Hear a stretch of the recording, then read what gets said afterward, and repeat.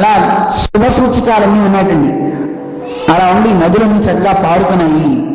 ఇలాంటి సమయంలో నిశీధేతమ ఉద్భూతే జాయమానే జనార్దనే, చాలా నిశీధ చీకటిగా ఉన్నటువంటి ఆ సమయంలో, అంధకారమైనటువంటి ఆ రాత్రిపూట జనార్దనుడైన పరమాత్మ లోకానికి రావాలి అని బయటకు వచ్చే సమయంలో మేఘాలన్నీ కూడా గట్టిగా గర్జిస్తున్నాయి. తూర్పు దిక్కున ఎలా అయితే కనుక సూర్యుడు దేవకీ పూర్వ సంధ్యాయాం ఆవిర్భూతం మహాత్మనాం అంటారు కృష్ణుడిని. దేవకీ అనేటువంటి గర్భం, ఈ గర్భం నుంచి పరమాత్మ వచ్చాడు. ఎలా వచ్చాడంటే తూర్పున సూర్యుడు ఎలా అయితే మనకు వస్తాడో ఈయన కూడా దేవకీ అనేటటువంటి గర్భం అనేది ఒక తూర్పు అయితే ఆ గర్భం నుంచి సూర్యుడు వచ్చినట్టుగా వచ్చాట. దేవకీ పూర్వ సంధ్యాయాం ఆవిర్భూతం మహాత్మన. ఈయన దేవకీదేవి దగ్గర నుంచి ఇలా ఆవిర్భవించాడు. ఎలా ఉన్నాడు ఆయన? ఆవిరాసీత్ యథాప్రాచ్యాం దిశీందుర్య పుష్కల. తూర్పున పుట్టినటువంటి చంద్రుడు అంటున్నారండి. పూర్ణ చంద్రుడు, సూర్యుడితో కూడా చెప్పలేదు. పూర్ణ చంద్రుడు ఎలా అందరినీ ఆహ్లాదపరుస్తాడు, అలా ఆహ్లాదపరిచే కృష్ణ పరమాత్మ ఆవిర్భవించట. బోల్ రాధా కృష్ణ భగవానికి. అలా కన్నయ్య బయటకు వచ్చాడు. ఒకసారి కృష్ణనామని చెప్తే బాగుండు. ఎవరైనా ఉన్నారు మన వాళ్ళు? అలా స్వామి బయటకు వచ్చాడు. ఎలా ఉన్నట్టు ఆయన నిజ రూపంలో వచ్చేట. తమద్భుతం బాలకం అంబుజేక్షణం. చాలా దీనికి అందమైనటువంటి అర్థాన్ని ఆ పెద్దలు చెప్తారు. చాలా అందమైన పిల్లవాడు బయటకు వచ్చాడు. బాలకం చిన్న పిల్లవాడు. అంబుజేక్షణం, అంబుజ అంటే అర్థం, అంబు అంటే నీరు, నీరులో జా పుట్టినటువంటి ఈ క్షణం పద్మం కదండి, నీడల్లో ఉండదు. ఆ పద్మం లాంటి ఎర్రని కన్నులు కలిగిన వాడు స్వామి. చతుర్భుజం, 4 భుజాలు కలిగి ఉన్నట్ట. శంఖ గదాద్యుధాయుధం, శంఖము గదా చక్రము ఇవన్నీ ధరించి స్వామి వచ్చేట. శ్రీవత్స లక్ష్మం, మెడలో ఆయన మెడలో శ్రీవత్సం అని ఒకటి ఉందిటండి. గళశోభి కౌస్తుభం, ఆ మెడలో కౌస్తుభం అని కూడా ఉంది. పీతాంబరం, పుడుతూనే అంబరం, పీతాంబరం అని ఆయన స్వామి కట్టుకునే బట్ట. పీతం అంబరం యస్య సహ, పసుపు బట్ట కట్టుకుని పట్టుబట్ట పీతాంబరం అనే వస్త్రంతో స్వామి వచ్చేట. సాంద్రపయోగ సౌభగం అంటూ ఈ శ్లోకానికి అద్భుతమైనటువంటి వ్యాఖ్యానం మన పెద్దలు చెప్తూ ఉంటారు. ఎలా వచ్చాడు స్వామి? బాలకం అన్నారు. బాలకుడై వచ్చాడు. ఏమిటి బాలకుడు అంటే? కమ్ అంటే బ్రహ్మ అని పేరుటండి. కమ్ అంటే అర్థం బ్రహ్మ. బాలకం అన్నారు కదండి, కం బ్రహ్మ. ఎలా ఉన్నాడు ఈయన అంటే కే విద్యమానం బాలం బాలకం. కే అంటే బాలకే అంటే మనకి ప్రళయోదకే అని చెప్తారండి.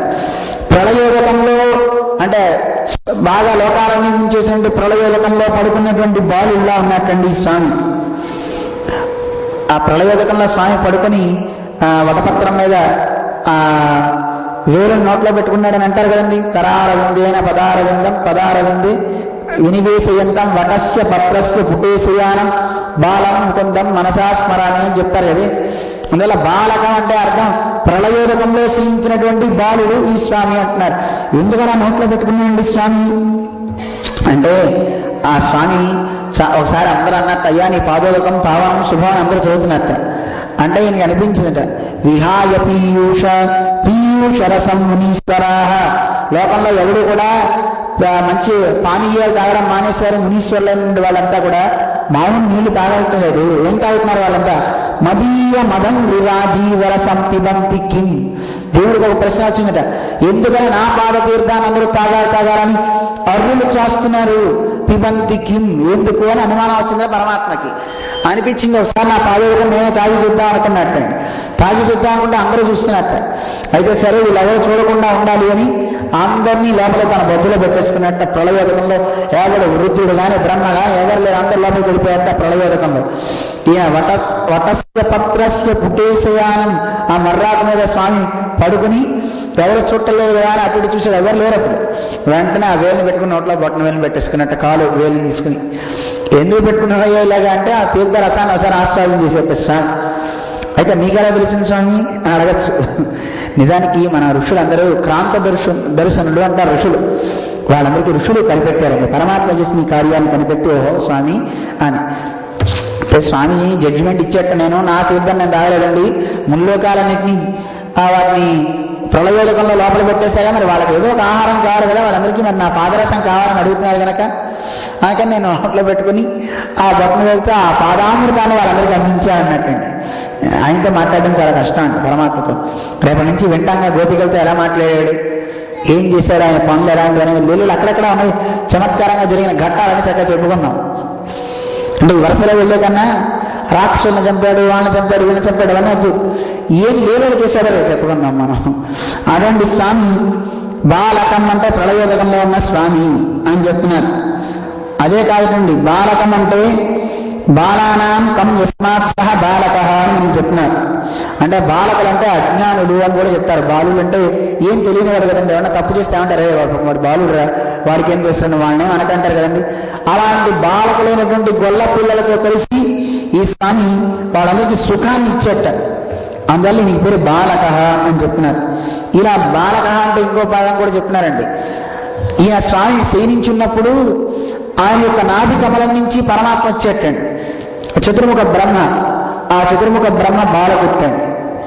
అందువల్ల చతుర్ముఖ బ్రహ్మకి చెప్తారు ఆయన వచ్చాడు ఇలాగా అని.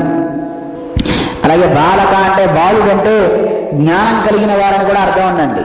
జ్ఞానం లేనివాడు బాలుడే, జ్ఞానం కలవాడు కూడా బాలుడే. అంటే 90 ఏళ్ల వయసు ఉన్నవాడిని కూడా బాలుడు అని పిలవచ్చు. ఎప్పుడు పిలుస్తాం? గ్రహణ ధారణ పటుర్బాల అని మన శాస్త్రం చెప్తాను. అన్నిటినీ విన్నవాటన్నిటిని మనస్సులో పెట్టుకుని చక్కగా గ్రహించగలిగి వాటిని మళ్ళీ ప్రజెంట్ చేయగలిగే వాడు ఎవరైతే ఉంటారో వాడి పేరు బాలుడని పేరండి. అన్ని గుర్తుపెట్టుకోవాలి, అన్నిటినీ ధరించాలి. ఆ ధరించి శాస్త్ర విషయాలన్నీ బాగా ధరించి తెలుసుకునే వాళ్ళు ఎవరైతే ఉంటారో అలాంటి వాళ్ళు కూడా పేరు బాలకులు అని పిలుస్తారు, జ్ఞానులు అంటారు. అలాంటి శ్రీశుకుడు మొదలైన వాళ్ళందరికీ కూడా ఈయన సుఖాన్ని ఇచ్చేవాడు. కమ్ అంటే సుఖం అని అర్థం అండి. ఆ సుఖాన్ని ఇచ్చేవాడు కనుక ఈయన పేరు బాలకం. అలాంటి ఇచ్చేయండి స్వామి. తమ అద్భుతం బాలకం. ఎలాంటి వాడిని చూసేట వీళ్ళు, అద్భుతమైనటువంటి వాడు ఈ బాలకుడు, ఆయన చూచారు అని చెప్తున్నారు. అంబుజేక్షణం, పద్మాల్లాంటి నేత్రాలు కలిగిన వాట స్వామి. ఎలాంటిగా నేత్రాలు అంటే వేదం కూడా మనకి చెప్తుంది. పరమాత్మ నేత్రాలు ఎలా ఉంటాయంటే కప్యాసం పుండరీకమేవ అక్షిణి అంటుంది వేదం. కప్యాసం అంటే నీటిలో ఉండి ఆ నీటిని తాగుతూ అదే ఆధారంగా ఉండేయండి ఆ తామర పుష్పాలు ఏవైతే ఉన్నాయో ఆ తామర పుష్పాల యొక్క నేత్రాలు. అయితే తామర పుష్పం యొక్క నేత్రాలంటే వాడిపోయిన పుష్పాన్ని చూసి ఎవడన్నా అనుకుంటాడేమోనని రామానుజు గారు దానికి అందంగా చెప్తారు. నీళ్ళల్లో ఉండాలి, సుమృష్టనాళ రవికర వికసిత అంటే చాలా చక్కగా చెప్తారు. నీళ్ళల్లో ఉండి ఆ నీటిని తాగుతూ చాలా బలిష్టమైన కాడ కలిగి సూర్యుని కిరణాల చేత చక్కగా అది విచ్చుకునేటువంటి పుష్పం ఏదైతే ఉందో అలాంటి ఆ పుష్పం యొక్క నేత్రం అన్నారు తప్ప ఎండిపోయిన పుష్పాన్ని చూపించి ఇలా ఉంటుందా మీ దేవుడి నేత్రం అంటే కాదయా మా దేవుడు ఇలా ఉంటుందని చెప్పారండి రామానుజు గారు. అలాంటి నేత్రం కలిగిన వాట స్వామి. అయితే ఇక్కడ అంబుజ అంటే అర్థం, అంబు అంటే నీటిలో పుట్టింది అర్థం అండి. నీటిలో పుట్టింది ఎవరు? సముద్రంలో పుట్టింది లక్ష్మీదేవి అండి. ఆ సముద్రంలో పుట్టిన లక్ష్మీదేవి చోట చూడబడేటండి. అంబుజయ ఈ క్షణం, అంబుజే క్షణం అంటారండి. అంటే ఆ లక్ష్మీదేవి సముద్రంలో పుట్టింది కదండి. ఆ సముద్రంలో పుట్టి పద్మాన్ని చేతిలో ధరించిందండి. అలాంటి ఆ పద్మాన్ని ధరించింది ఆ లక్ష్మీదేవి చేత చూడబడేవాడు. అదే కాదు అంబుజ అంటే అర్థం, అంబు అంటే నీరు, నీళ్లలో పుట్టింది భూమి. భూదేవి కూడా నీళ్ళలోనే పుట్టింది కదండి. అభ్య పృథివీ అని వేదం చెప్తాను. నీటి నుంచి భూమి వచ్చింది. వరాహస్వామి కూడా అండభిత్తులో ఎప్పుడో సముద్రం లోపల నుండి భూమిని బయటికి ఉద్ధరించాడు. అలాంటి ఆ భూదేవిని కూడా చక్కగా భూదేవి చేత చూడబడేటువంటి వాడిన అంబుజ ఈ క్షణం అంటే. తర్వాత పీతాంబరం. పీతాంబరం అంటే పసుపు వస్త్రాన్ని చక్కగా ధరించినటువంటి వాడు, పట్టు వస్త్రాన్ని అని చెప్తారు. అదే కాకుండా పీతం అంటే అంబరం, ఆకాశాన్ని. పీతం అంబరః ఏన తం పీతాంబరం. ఆకాశాన్ని మొత్తాన్ని ప్రళయంలో దాన్ని తాగేసేవాటండి. అంటే ప్రళయకాలంలో ఆకాశాన్ని మొత్తాన్ని అన్నింటినీ తాగేసేవాడు కనుక ఈ పేరు పీతాంబరుడు అని పేరుంది.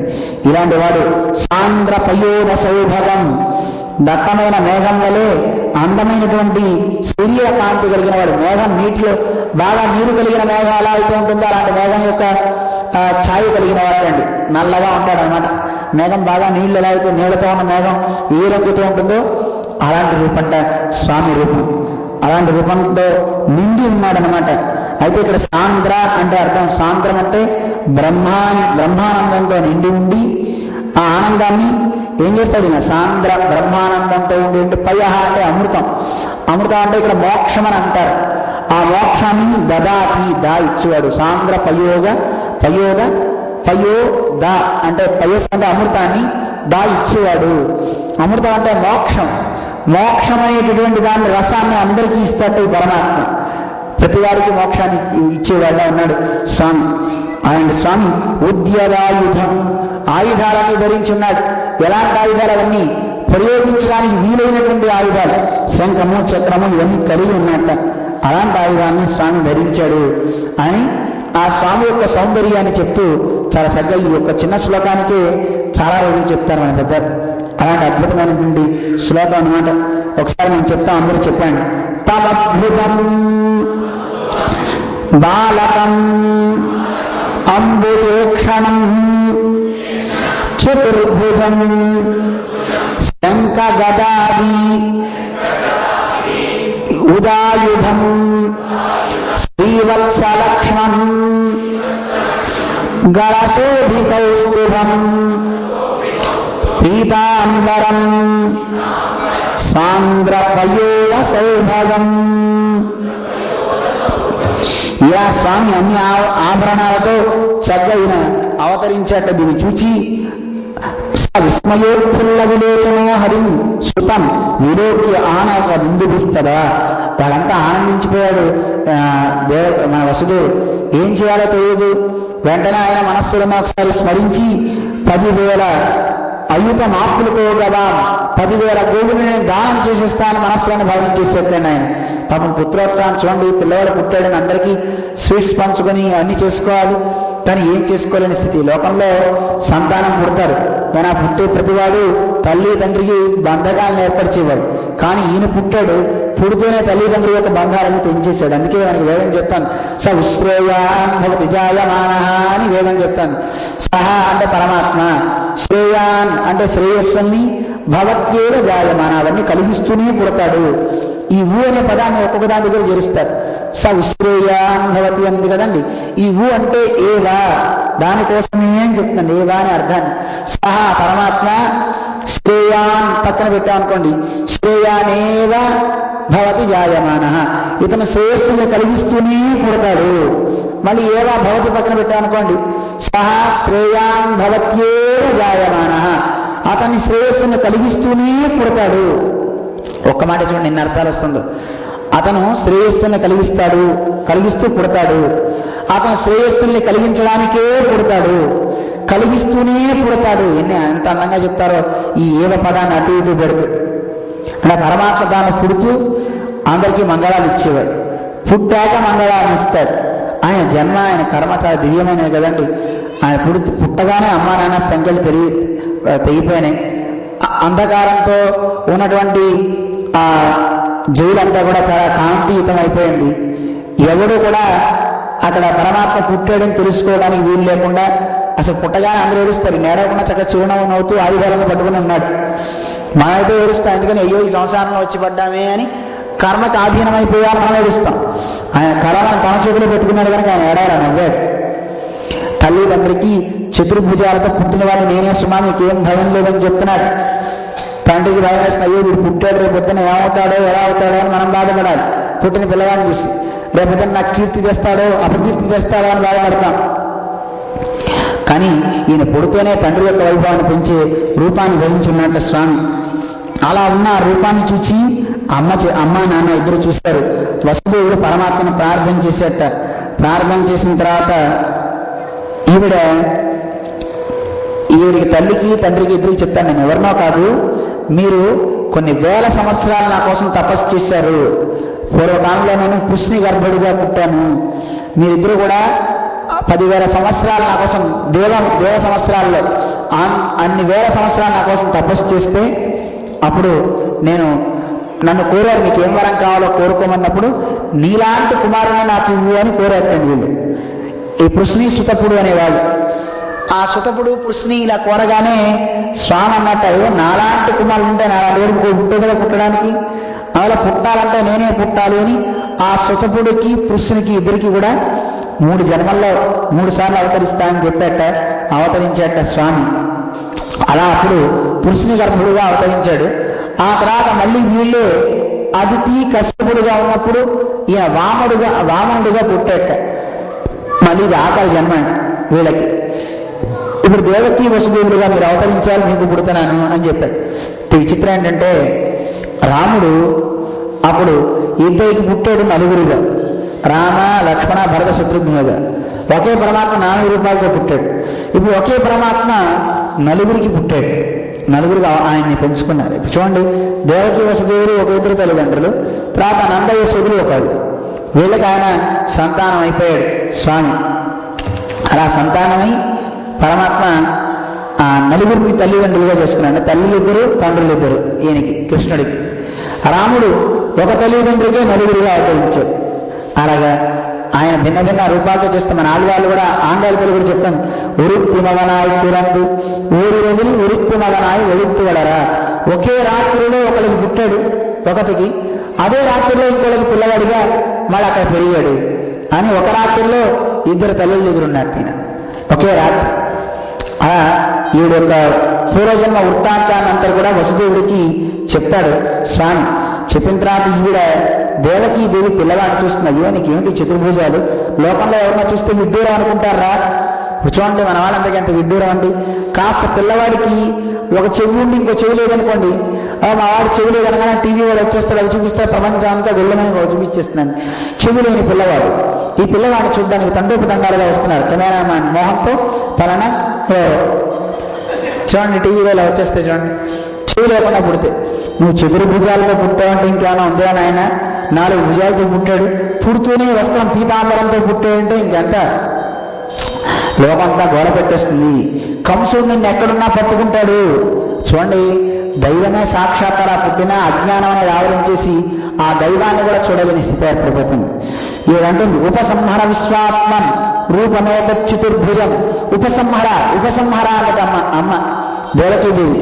దాచి అన్న 2 చేతులు వెంటనే టక్కని దాచేసేటండి. రాముడు కొంత వయస్సు వచ్చాక తండ్రి మాట విన్నాడు, ఈయన పుడుతూనే తల్లి మాట విన్నట్టు. రాముడు మనిషిగా మానవుడిగా ఉండి మానవుడు ఎలా ఉండాలో చూపించాడు. ఈయన దైవం అంటే ఏమిటో చూపించాడు కృష్ణ పరమాత్మ. పుడుతూనే తన దివ్యత్వాన్ని చూపాడు. చూపడమే కాదు, వాళ్ళమ్మ చెప్పగానే ఉపసంహర విశ్వాత్మన్ అదో రూపం అలౌకికం. ఈ రూపాన్ని నేను దాచేసి అలౌకికమైనటువంటి రూపం దాచేయి. శంఖ చక్ర గదా పద్మ శ్రీయాదుష్టం చతుర్భుజం. అయితే ఆయన తీసేశాడంటే తీసేయలేదండి, అది అందరికీ కనపడదటండి. ఆయన స్విచ్ వేసుకుంటాడు, మిగతా వాళ్ళకి కనబడదు. ఎవరికి కనపడాలనుకుంటే వాళ్ళకే కనపడుతుంది తప్ప మిగతా వాళ్ళకి కనపడదటండి. కంసుడు చనిపోయిన తర్వాత నుంచి అందరికి కనపడేటండి శంఖచక్రాలతో 4 భుజాలతో ఉన్నది. కృష్ణుడు ఆటల్లో మాత్రం అప్పుడప్పుడు చూపించాలంటే చూపించేటండి. ఆటలు ఆడేటప్పుడు చెట్టు పొదల్లో దాక్కున్నట్ట ఒక పెద్ద అయిన తర్వాత అందరూ అటు ఇటు వెతుకుతూ కరెక్ట్గా కృష్ణుడు ఉన్న పొద్దు దగ్గరికి వచ్చేటండి.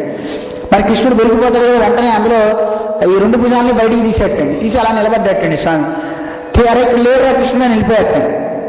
అంటే వాడు ఎవడో ఇంకోటి వచ్చారు, ఇక్కడ దేవుడు వెలిసాడు రా అని కొబ్బరికాయలు కొడుతున్నట్టు అక్కడ పిల్లలు.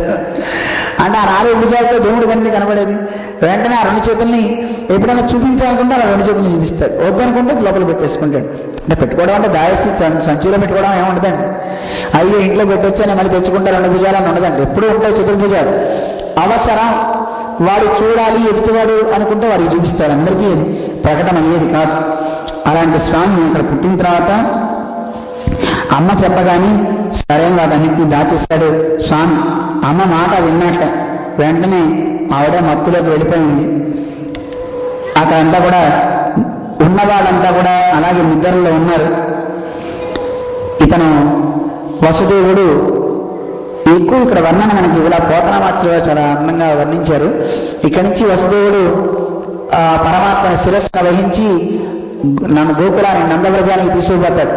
ఆ నందవ్రజానికి తీసుకుపోయి అక్కడ యశోదకు అదే రాత్రి మాయ పుడుతుంది, మాయాదేవి. ఆ పుట్టినటువంటి మాయాదేవి స్థానంలో ఈ పిల్లవాడి నుంచి ఆ మాయాదేవిని తీసుకుని ఈయన వచ్చేస్తాడు. వచ్చేటప్పుడు యమునా నది దారి ఇచ్చింది పరమాత్మ, కృష్ణుడు వస్తున్నాడు. ఆ ఆ రోజు పడి వర్షానికి ఇబ్బంది కలగకుండా ఆదిశేషుడు కృష్ణుని మీద పడకుండా చక్కగా కాపాడినటువంటి. అయితే కృష్ణుడిని వహించినటువంటి ఆ వసుదేవుడికి నది యమున ఎంతుంది అంటే జానమాత్రాలకోయు మోకాళ్ళలోతో వచ్చిందండి, ఎక్కువ లోతు లేదుటండి. అంటే పరమాత్మని ఎవడు వహిస్తాడో వాడి సంసారం కూడా మోకాళ్ళలోతో శుభ్రంగా నడుచుకెళ్ళిపోవచ్చు అని చెప్పడం ఆంతర్యం. పరమాత్మని ఆశ్రయించుకున్న వాడికి ఈ సంసారం అనేది అంత పెద్ద బాధని కలగజేయదు. అంత ప్రవాహం ఉధృతంగా ఉన్న యమున దారిచ్చింది. ఆ రోజు రామచంద్రుడికి సముద్రం ఎలా అయితే కనుక దారిచ్చి సేతు కట్టుకున్నందో అలా ఇక్కడ దారిచ్చి వసుదేవుడు వెళ్ళి పెట్టి మళ్ళీ ఆ పిల్లవాడిని తెచ్చుకుని లోపల ఆ పాపను తెచ్చుకొని పెట్టుకున్న తర్వాత ఆడపిల్ల పుట్టిందో మగ పిల్లడు పుట్టాడో కూడా మర్చిపోయింది రండి వీడు దేవకీదేవి. యోగమాయా ప్రభావం. ఆ యోగమాయా ప్రభావం చేత లోపలికి రాగానే మళ్ళీ యథావిధిగా సంకళ్ళు వేసుకున్నాడు. అందరూ కూడా బాగా మత్తులు ఉన్న వాళ్ళంతా కూడా వాళ్ళు లేచారు నిద్ర.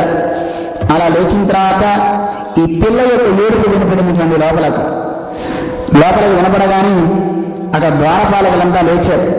ఎవరో ఇక్కడేదో జరిగిందిరా అని చెప్పి ఎవరో పుట్టారని చెప్పి తెలిసి వాళ్ళంతా కూడా గబగబా వెళ్ళి వాడిని నిద్ర లేపారట.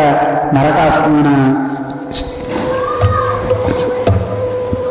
కంసుని నిద్ర లేపారట. ఎలా ఉన్నాడు వాడు ఆ సమయంలో అంటే సకల్పా పూర్ణముత్థాయ, కల్పం మీద నిద్రపోతున్నాడు. అలా నిద్రపోయేవాడు ఒకసారి శివుని లేచి కాలో యమితి విక్వల, ఆ శిశువుని చంపాలి అని తొందరగా వెళ్తాడు. ఎందుకంటే ఆ కాంతితో చాలా అందంగా ఉంది అప్పుడు ఈవిడ. అలాంటి ఈ పిల్లవాడిని నాన్న చేస్తాడేమో అనే భయంతో ఉన్నాడు కంసుడు అని వీడు గబగబా సూతి గృహమాగా తోరణం, సూతి గృహం దగ్గరికి ఎవరు వెళ్ళకూడదు, కానీ అలాంటి గృహం దగ్గరికి గబగబా వెళ్ళిపోయాడు. ఎలా ఉన్నాడు వీడు అంటే జుట్టు విరబోసుకొని అసలు ఏం సరిగా శరీరాన్ని కూడా సవరించుకోకుండా పైన పంచ జారిపోతూ ఉన్నా వాడలా గబగబా వెళ్ళాట. వెళ్ళి ఆ పిల్లని చంపాలి అని వెళ్ళాట. వెళ్ళినప్పుడు ఆడ దేవకీదేవి వద్దొద్దు అన్నా చంపకన్నా అని ప్రాధేయపడుతూ ప్రార్థన చేస్తుంది. అన్న శ్రమింపుమన్న తగదల్లుడు కాడిది మేనకోడలు అన్నా తగదు, చంపకు, ఇతను నీకు అల్లుడు కాదు, మగపిల్లవాడి చేతిలో కదా నీకు పుట్టేవాడితో ప్రాణం పోయేదని. కానీ మగపిల్లవాడు కాదు ఈవిడ, పుట్టిందెవరు? తగదల్లుడు గాడిది మేనకోడలు, ఇది నీకు మేనకోడలు, ఇవి నువ్వు చంపకు అని మన్నన సేయమన్న విను అని నా మాట వినని నానిన చంపుట రాచపాడు కాదన్నా, ఆడపిల్లని చంపడం మంచిది కాదన్నా. సుకీర్తి వైమనగదన్నా, నీకు మంచి కీర్తి కలగదన్నా. ఇలా ఆడపిల్లని చంపితే మేనకోడలు ఎవరన్నా చంపుతారా? అందులో ఇంట్లో ఉండే ఆడకూతుర్ని చంపితే ఆ ఇంటికి యశస్సు పోతుంది. అందువల్ల నువ్వు ఇలాంటి చేయొద్దు. మహాత్ములైనటువంటి వాళ్ళు ఏ రకంగా వెళ్తారో ఆ రకంగా నువ్వు చేయవలసింది. నేను శరణంబి వేడజన్, నిన్ను శరణ పెడతానా అన్నా, నువ్వు చంపకు అని చెప్పినా వీడు వినలేదు. వినకుండా ఆ పిల్లని తీసుకుని నేల మీద గట్టిగా కొట్టాడు. వెంటనే ఆవిడ ఆ పిల్ల నేల నుంచి అలా పైకి ఆకాశంలోకి వెళ్ళి శంఖము, ధనస్సు, శూలము మొదలైన ఆయుధాలని ధరించి అక్కడ నిలబడి వాడికి ఉపదేశం చేసింది. నాయన, నువ్వు పరమాత్మను చంపుతానని అనుకుంటున్నావు, కానీ నిన్ను పుట్టేవాడు ఇక్కడ కాదురా, వేరే చోట పెరుగుతున్నాడు, నిన్ను వాడు తప్పక సంహరిస్తాడు అని హెచ్చరించినట ఈ మాయాదేవి అని చెప్పి అలా మాయమైపోయింది కూడా.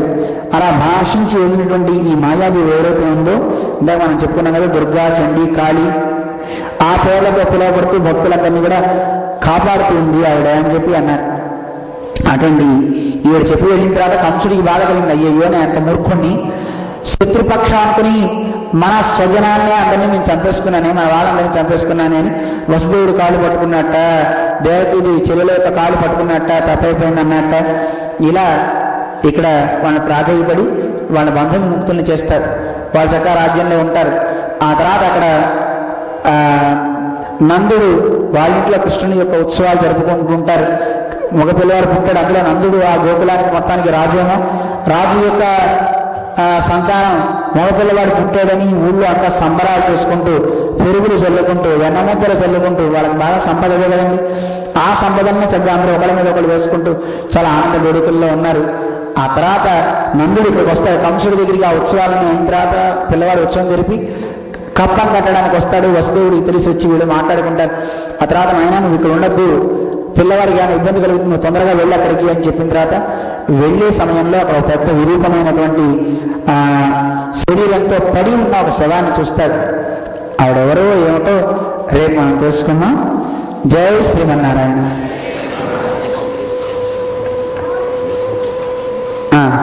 తర్వాత నేను అందరికీ నృసింహాష్టకం చెప్తా ఉన్నాం. ఒకసారి మేము నృసింహాష్టకం ఉదయం అందరూ సాయంకాలం ఎక్కువ మంది వస్తారు. అందులో మన అన్ని ప్రాంతాల్లో ఉన్నటువంటి భగవద్భక్తులు కూడా అది వింటారు అని మన వాళ్ళు అలా ఏర్పాటు చేశారు. మా శ్రీపస్తుడు అందుకు శ్రీపస్తు మేము ఒకసారి చెప్తాం, అందరు కలిసి అందాం.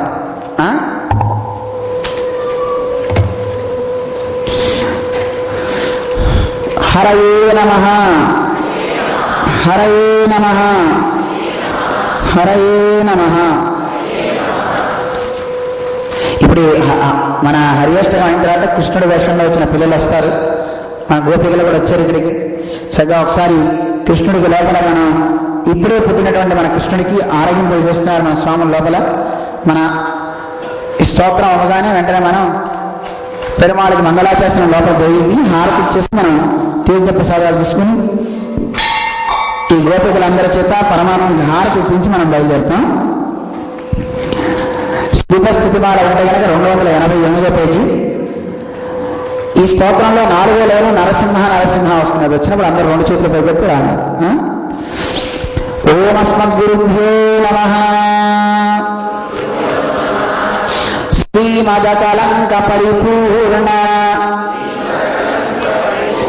శ్రీకోటి శ్రీధర మనోహర సటాపటలకాంత పాలయ కృపాలయ భవాంబుధి నిమగ్నం దైత్యవరకాల నరసింహ నరసింహ దైత్యవరకాల నరసింహ నరసింహ పాదకమలావనత పాతకి జనానాం పాతకదవానల పతత్రివరకేతో భావన పరాయణ భవార్తి హరయామాం పాహి కృపయైవ నరసింహ నరసింహ పాహి కృపయైవ నరసింహ నరసింహ తుంగనఖపంక్తి దళితాసురవరాశ్రుకు పంకనవ కుంకుమ విపంకిల మహోరః పండిత నిధాన కమలాలయ నమస్తే పంకజ నిషన్న నరసింహ నరసింహ పంకజ నిషన్న నరసింహ నరసింహ మౌలిషు విభూషణ మౌలిషు విభూషణం ఇవామర వరాణాం యోగి హృదయేషు చ స్థిరస్తు నిగమానాం రాజదరవిందరుచిరం పదయుగంతే దేహి మమ మూర్ధ్ని నరసింహ నరసింహ దేహి మమ మూర్ధ్ని నరసింహ నరసింహ వారిజ విలోచన మదంతిమ దశాయాం క్లేశ వివశీకృత సమస్త కరణాయాం ఏ రమయా సహ శరణ్య విహగానాం నాభమవిరుహ్య నరసింహ నరసింహ నరసింహ నరసింహ హాటక కిరీట వరహార వనమాల వ్యసన మకర కుండల మణీంద్రై భూషితమశేష నిలయం తవ వపుర్మి చేతసి చకాస్తు నరసింహ నరసింహ చేతసి చకాస్తు నరసింహ నరసింహ ఇందుర విపావక విలోచన రమాయా మందిర మహాభుజ లసద్వర రథాంగ సుందర చిరాయ రమపా త్వయి మనోమే నందిత సురేశ నరసింహ నరసింహ నందిత సురేశ నరసింహ నరసింహ మాధవ ముకుంద మధుసూదన మురారే వామన నృసింహ శరణం భవనతానాం కామలభృణిం నిఖిల కారణమయేయం కారణమరేశ నరసింహ నరసింహ కారణమరేశ నరసింహ నరసింహ అష్టకమిదం సకల పాపక భయఘ్నం కామదమశేష దురితామయ రిపుఘ్నం యః పఠతి సంతమశేష నిలయంతే గచ్చతి పదం స నరసింహ నరసింహ గచ్చతి పదం స నరసింహ నరసింహ గచ్చతి పదం స నరసింహ నరసింహ ఓ లక్ష్మీ నరసింహ భగవానికి. బంధువులారా, ఈరోజు ఉదయం నరసింహ యజ్ఞ కార్యక్రమం జరుపుకున్నాం. ఆ సందర్భంగా ఈరోజు ఉదయం నరసింహాష్టకం మీ అందరికీ చెప్పాలి అనుకున్నాం. కానీ ఉదయం కంటే సాయంకాలం ఇంకా ఎక్కువ మంది మన వాళ్ళంతా పాల్గొంటారనే ఉద్దేశంతో మన శర్మ గారు మొదలైన వాళ్ళందరం మాట్లాడుకుని సాయంకాలం చేద్దామని ఇప్పుడు చేయటం జరిగింది. దీని చక్కగా రోజు చదువుకోండి. సకల పాతక భయఘ్నం, మనం చేసుకున్న పాతకాలు కావచ్చు, మిగతా అన్నీ కూడా పోతాయి. చాలామందికి కొన్ని భయాలు ఉంటాయి మనస్సులో, భూత ప్రేతాలనో లేదా దిష్టనో ప్రతి వాళ్ళు అనుకుంటారు. అలాంటివి మన దరి చేరవు. మనం చక్కగా మంచిగా జీవనం సాగించడానికి ఇదొక మంచి మార్గాన్ని. ఏహి రమయా శరణ్య విహరణమంటూ మనం అందులో ప్రార్థన చేశారు. అంటే నువ్వు స్వామి లక్ష్మీదేవితో గరుత్మంతుడి మీద ఎక్కి అడిగిరా నన్ను రక్షించు నరసింహ అని మనం ప్రార్థన చేస్తున్నాం. ఇంద్రియాలన్నీ చివరికి పట్టు తప్పిపోయి యువసున్నయ సందర్భంలో నన్ను రక్షిస్తాడు. అలాంటి సందర్భంలో నువ్వే నన్ను రక్షించాలి నరసింహ అని ప్రార్థన చేస్తూ మనం స్వామిని చెప్తున్నాం. చక్కగా ఈరోజు పారాయణ చేసుకోండి, అందరికీ మంచిది. సకల పుష్టి సకల శక్తిని ఇచ్చేది ఈ నరసింహాష్టకం. సుదర్శనాష్టకం కూడా ఉంది, ఇంకో రోజు మనం చెప్పుకుందాం. తర్వాత ఈరోజు కృష్ణ జన్మాష్టమి సందర్భంగా ప్రసాదాలన్నింటినీ మనకి శ్రీమాన్ తోట గోవిందరాజు గారు వారి దంపతులు ఈరోజు మనకి ఈ ప్రసాదాలన్నీ కైంకర్యం సమర్పించారు. మన విశాలి గారు కూడా చెప్పారట, కానీ వారికి ఇంకో రోజు ఇస్తాం. అంటే మా శ్రీమద్ భాగవతం మొత్తం పూర్తయిన తర్వాత పెద్ద భోజనాలు ఉంటాయి. ఆ రోజు చివరి రోజు మనం 30వ తారీఖు అనుకుంటే బహుశా ఆ రోజు రాత్రి మనం ఇంకా ప్రసాదాలు చేసుకోవాలంటే రేపు గోవర్ధన ఘట్టం చెప్పుకుంటే కనుక అన్నకూటాలని పెడతారు చాలా పెద్దగా. సరే, అవన్నీ చివరి రోజు చేసుకుందాం, మంచి మంచి భోజనాలు. ఆ రోజున మన మిగతా వాళ్ళతో కలిసి చేద్దాం దగ్గర, ఓకేనా? అందువల్ల ఈరోజు గోవిందరాజు గారు తోటగారి గోవిందరాజు గారు ఈరోజు కైంకర్యాన్ని సమర్పించారు. వారికి ప్రత్యేకంగా మంగళాశాసనం చేస్తూ మంగళాశాసనం గోవిందరాజు గారు. ఇప్పుడు మన చిన్నారులు కృష్ణుడి వేషాలు వేసుకొచ్చారు. ఒకసారి ఆ కృష్ణానందాన్ని అందరం పొందుదాం. ఇది కాసేపు నంద వ్రజంగా భావించి ఆ పిల్లలంతా మధ్యలో ఆడుతూ ఉంటారు. అందరం భజనలు చేస్తూ కాసేపు మనం కృష్ణుడు పుట్టిన ఊళ్ళోకి వెళ్ళినట్టుగా కృష్ణానందాన్ని మనంతా అనుభవిస్తున్నట్టుగా మనసులో భావిస్తూ మన తీర్థగోష్ఠి ప్రసాద గోష్ఠి చేసుకున్నాం. జై శ్రీమన్నారాయణ. కృష్ణుడు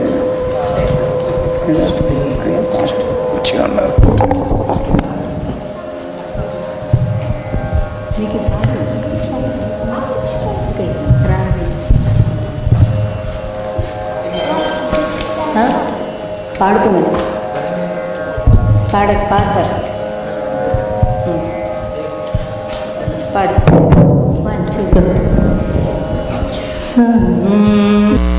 Bye.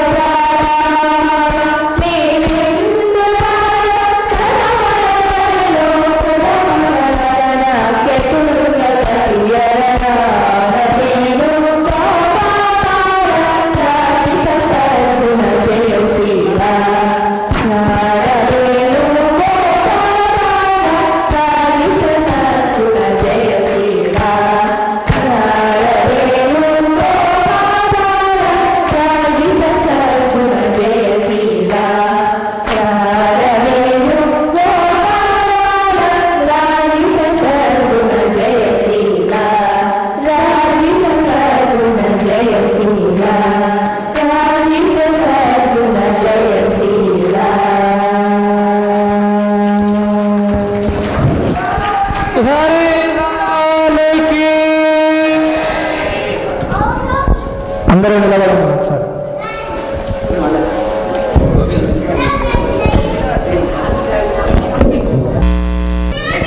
రాధా కృష్ణ జయ కృష్ణ మురారి జయ రాధా రాధా కృష్ణ జయ కృష్ణ మురారి జయ రాధా కృష్ణ జయ కృష్ణ మురారి జయ రాధే గోవింద జయ రాధే రాధే రాధే గోవింద జయ రాధే రాధే రాధే గోవింద జయ రాధే రాధే రాధే గోవింద జయ రాధే రాధే రాధా కృష్ణ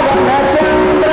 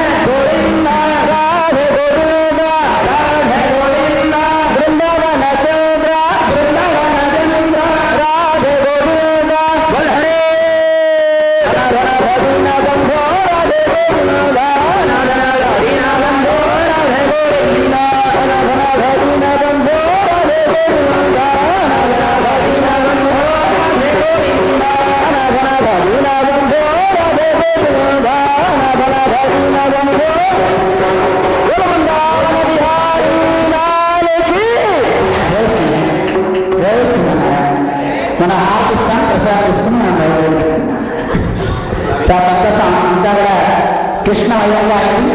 ఇప్పుడు ఇక్కడ పిల్లలంతా వేషం వేసుకుని వచ్చి సాక్షాత్ చదువు కృష్ణుని మనకి భావనలో తీసుకొచ్చారు. పిల్లల కూడా మేము మంగళాశాసనాలు ఇస్తూ ఒకరు ఫస్ట్ ఒకరు సెకండ్ అలా కాకుండా అందరికీ ఫస్ట్ ప్రైజ్ ఇచ్చేస్తున్నాం. మరి కృష్ణుడికి బాగా లక్ష్మీదేవుడు ఇచ్చింది కనుక ఒక్కొక్కరికి పెద్ద పెద్ద లక్ష్మి కావాల్సి ఇస్తున్నాం. ఒక్కొక్కరు వచ్చి తీసుకుని వెళ్తున్నాం.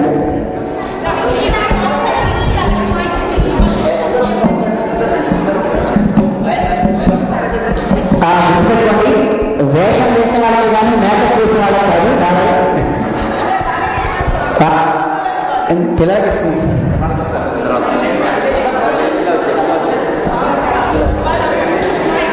జయేష్